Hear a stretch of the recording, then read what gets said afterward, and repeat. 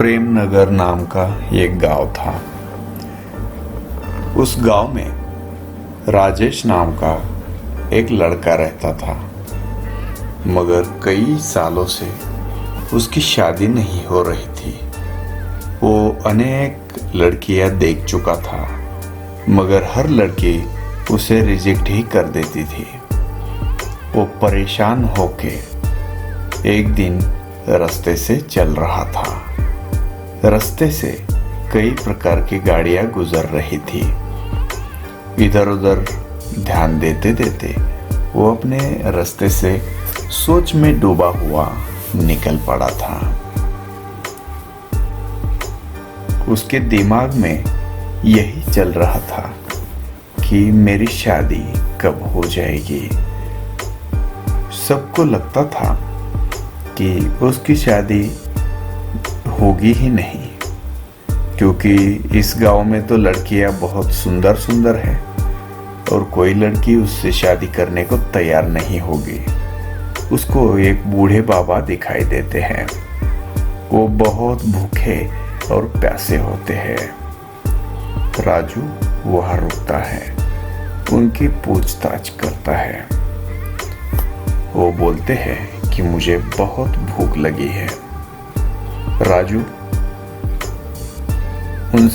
उनको पानी देता है और एक सेब उसके पास होता है जो बहुत बड़ा होता है, वो उनको दे देता है। बोलता है, बाबा आप ये फल रख लीजिए, मैं कुछ और खा लूँगा, कोई बात नहीं है, और आपके लिए मैं कल की भी भोजन की व्यवस्था करूँगा। सिर्फ मुझे अब बोल दीजिए कि आपको और क्या चाहिए, तो मैं आपकी भोजन की व्यवस्था कर दूंगा, आप चिंता मत करिए। बाबा प्रसन्न हो गए। वो बाबा कोई सामान्य आदमी नहीं थे। उन्होंने प्रसन्न होके राजू को एक चीज दी। बोले, ये जादू की चीज है, इससे जो भी चाहोगे वो तंदुरुस्त हो जाएगा। किसी की बीमारी है तो वो ठीक हो जाएगी, या उसकी जो भी मुसीबत है, अगर वो आदमी किसी को तकलीफ देना नहीं चाहता है तो उसकी बीमारी या उसका जो भी है वो ठीक हो जाएगा।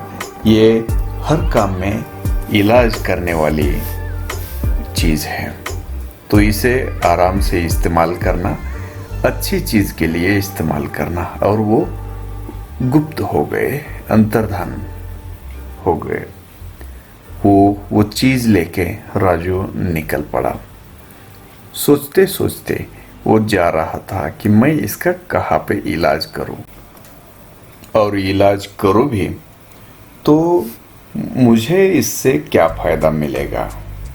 मगर एक तो ठीक है कि ये चीज़ हर किसी का इलाज कर सकती है, तो ये चीज़ कोई काम की चीज़ लगती है। और उसने आगे देखा कि एक लड़की रो रही है। उसने पूछा कि क्या बात है और तुम क्यों रो रही हो। लड़की ने बताया कि मैं बहुत काली हूँ और मुझसे कोई शादी नहीं कर रहा है। मुझे लड़के वाले देखने आते हैं और कोई मुझसे शादी नहीं करता, क्योंकि मैं बहुत काली हूँ। वो सोचता है कि चलो इसी लड़की का इलाज किया जाए, और वो लड़की तुरंत गोरी हो जाती है। लड़की उसका आभार मानती है और बोलती है, मैं आपसे ही शादी करूँगी अगर आपकी शादी नहीं हुई है तो।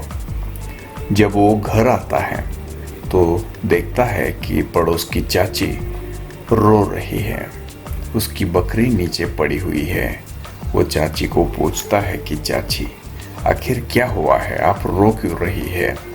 वो बोलती है, मेरी बकरी एक ही मेरे पास थी और वो अब बीमार पड़ गई है। मेरे पास पैसे भी नहीं है दूसरी बकरी लेने को, और मैं उससे बहुत प्यार करती हूँ। मुझे ये बकरी किसी भी हाल में अच्छी होनी चाहिए।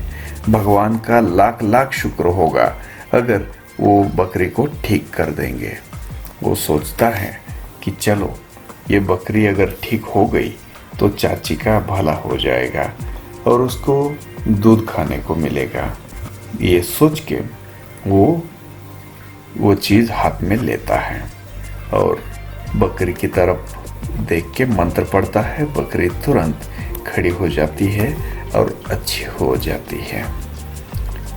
इस प्रकार से गांव में और आस पड़ोस के सभी गांव में उसके नाम की चर्चा होने लगती है।